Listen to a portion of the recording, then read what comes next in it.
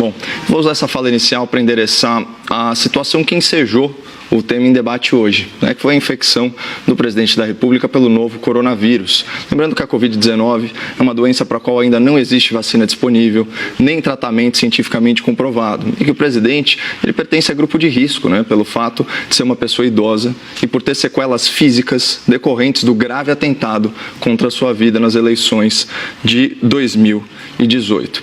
Bom, ontem eu e o meu debatedor, o Dr. Augusto, nós já registramos aí nossos votos de saúde ao presidente da República e aqui eu reitero a minha torcida para que ele convalesça rapidamente. O que choca é que esse mínimo de empatia com o próximo não é praticado por muita gente que se diz inclusiva, que se diz tolerante, que se diz progressista, até liberal. Ontem, diante da incerteza sobre o resultado do teste feito pelo presidente, a esgotosfera da internet subiu aquela hashtag Força Covid, uma torcida mórbida, explícita ou velada pela morte do presidente. Não é de hoje que a rede mundial de computadores se tornou, por assim dizer, o repositório de insatisfações pessoais de gente muito frustrada com a sua própria realidade e, nesse sentido, eu vejo o Twitter, por exemplo, muito mais como uma terapia em grupo do que como uma rede social. Mas para uma empresa que viola a liberdade de expressão de seus usuários mais críticos, que censura postagens arbitrariamente e se diz tão preocupada com os tais discursos de ódio, não é estranho que conteúdos desejando a morte de alguém sejam mantidos e ainda promovidos na plataforma? Só um parênteses. Vocês conseguem imaginar o que aconteceria se cidadãos que apoiam o governo publicassem postagens em redes sociais desejando explicitamente a morte dos ministros do STF por Covid? Seria certamente considerado um ataque antidemocrático às instituições. E ai de quem mencionasse os ministros Alexandre de Moraes ou Dias Toffoli. Essa pessoa seria investigada no inquérito ilegal das fake news, seria surpreendida por uma busca e apreensão injustificável, seria enquadrada na Lei de Segurança Nacional, acabaria presa preventivamente e os seus advogados nem teriam acesso aos autos do processo.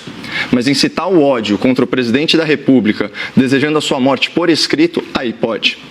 Mas enfim, deixemos aí a esquerda e os radicais de centro com o seu ódio do bem, engajados aí nessa corrente virtual pela morte de um homem cujo único crime, até o momento, é pensar diferente deles.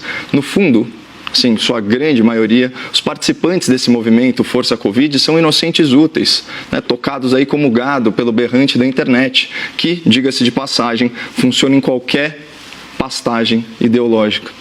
O que realmente preocupa não são as manifestações das pessoas, são as manifestações do assim chamado quarto poder, a mídia. Parafraseando aqui Roosevelt, hoje, 7 de julho de 2020, é uma data que viverá na infâmia para o jornalismo brasileiro. O Grupo Folha, controlador do jornal de maior circulação e do site noticioso com mais audiência no país, publicou um artigo vergonhoso intitulado "Por que torço para que Bolsonaro morra?". Eu vou repetir. Por que torço para que Bolsonaro morra? Eu vou omitir do espectador da CNN o nome do autor desse artigo, por 2 motivos.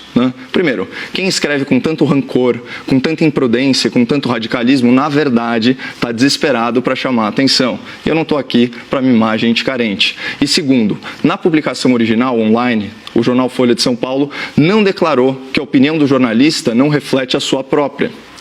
E o autor atua como editorialista do periódico, isso já há muitos anos. Portanto, a crítica é essencialmente à empresa que usa o seu vasto poder econômico para fazer militância partidária de muito baixo nível, como o espectador pode atestar em trechos dessa ode ao ódio político publicada hoje na Folha. Vou ler isso aqui para vocês. Abre aspas. Jair Bolsonaro está com Covid-19.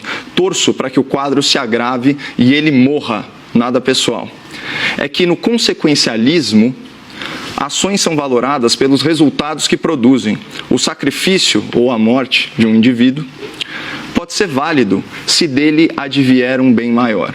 Então, só para contextualizar o espectador, a ética consequencialista avalia se uma ação é boa ou ruim, justa ou injusta, correta ou incorreta, com base nas consequências, sejam elas intencionais ou não intencionais, desse ato.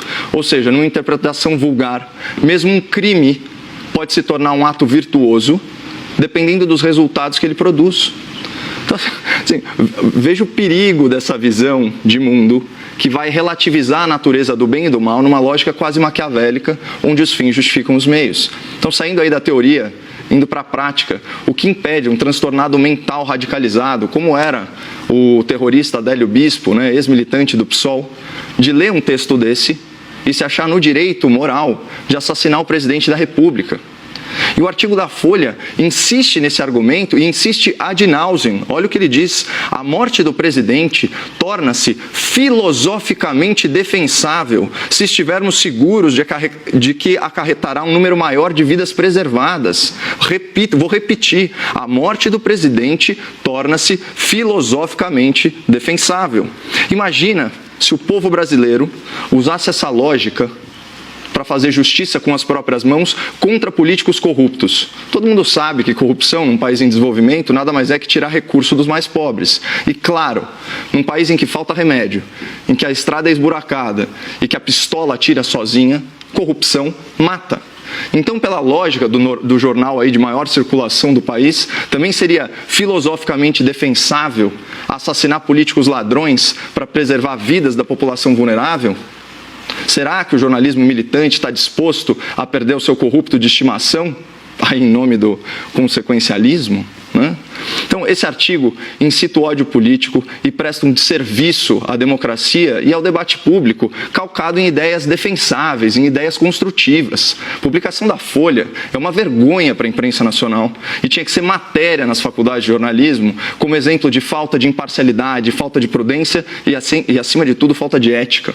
Ao longo do debate, nós vamos discorrer aqui, eu e o doutor Augusto, sobre erros e acertos do governo na condução da pandemia. E certamente, né, doutor, nós vamos divergir bastante, mas sem torcer pela morte um do outro. Isso seria e é inaceitável.